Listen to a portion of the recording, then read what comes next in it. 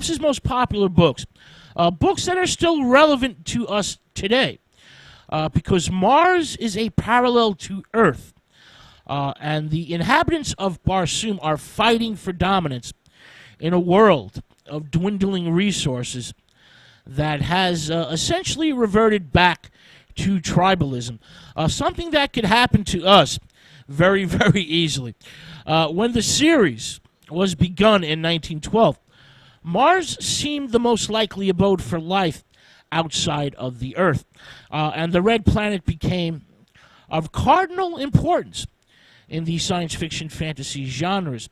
The surface of Mars exhibits markings of a distinctive red color, with blue-green tracks interrupting the red. The blue-green gave hope for the possibility of, oceans and or vegetation on the red planet. We also had, of course, polar caps, caps on the poles, which seem to wax and wane with the seasons, and were thought to be snow or ice. That was enough for Edgar Rice Burroughs and dozens of other writers, that Mars could plausibly be imagined to contain life. Two astronomers, Giovanni Schiaparelli, in 1877, reported on an intricate network of canals, and in the early 20th century, Percival Lowell built up the image of a cool, arid planet that was still capable of sustaining life. The Viking probes in the late 1970s reveal that Mars is extremely cold and virtually has no atmosphere, although gigantic channels or canals do seem to exist, possibly caused by water in the distant past. I'm not even going to get into the mysterious, rather feminine face on Mars, or the pyramids that seem to rise up out of the surface. Edgar Rice Burroughs transports his swashbuckling hero, John Carter, via occult or magical means, not with a rocket ship, to dominate the Martians, because Mars is a smaller planet, and the lower gravity makes Carter, stronger than the native inhabitants of Barsoom. Edgar Rice Burroughs creates a modern mythology of Mars, 12 volumes, in which John Carter and his descendants, his children, his kin, battle for beautiful egg-laying princesses with swords and flying gondolas. The spaceships kind of resemble flying gondolas, against assorted villains and monsters. Burroughs' influence in the genre has been as powerful as that of H.G. Wells or Jules Verne, and he gives birth to a new subgenre, the romance of Martian exotica, in which early human and alien sexual unions take place, symbolized by the amusing sequence in the first novel, A Princess of Mars, serialized in the pulps in 1912 and published in hardcover edition in 1917. As John Carter stands proudly next to his Martian wife, the bare-breasted and red-skinned princess, looking at their child in its incubator. The child at this stage in its development is a large egg. Edgar Rice Burroughs, in the Martian series, feels justified to place love, sex, and fertility, intelligent life, on the red planet. All right, let's get a little bit more into the books.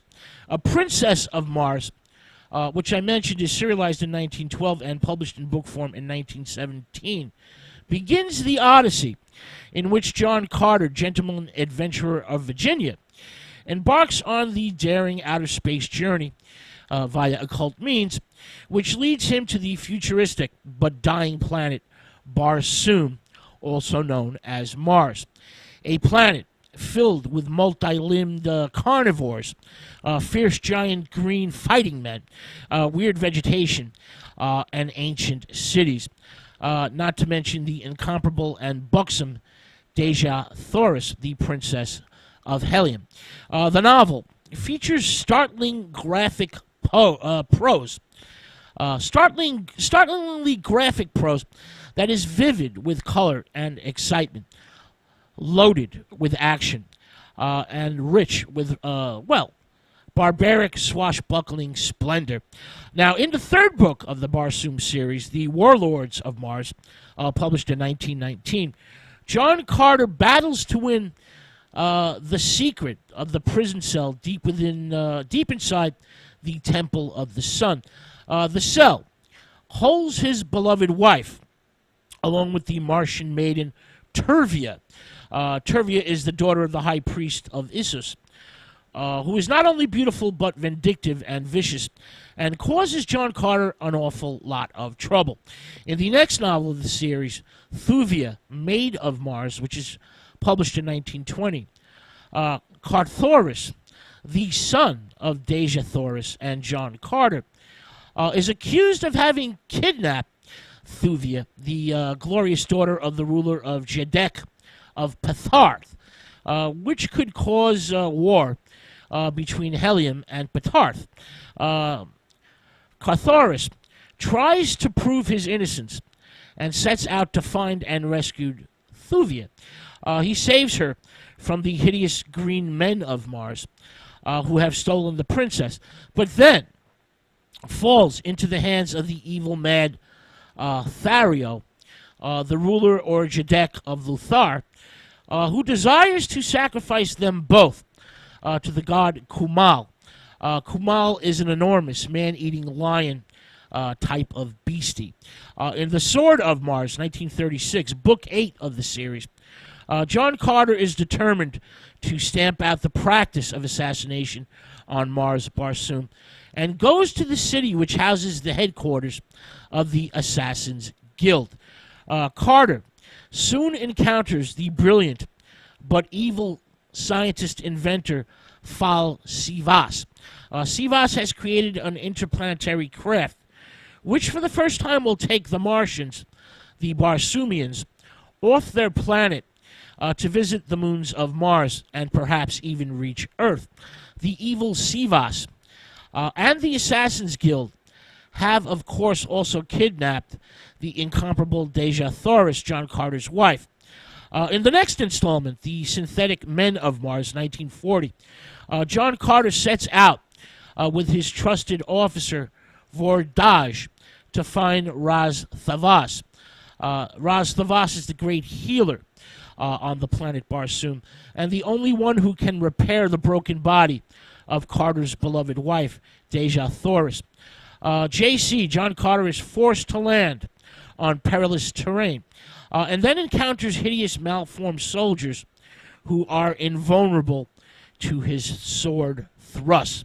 Carter and Vordaj are then captured and transported to a mysterious city. They fly on the backs of giant birds.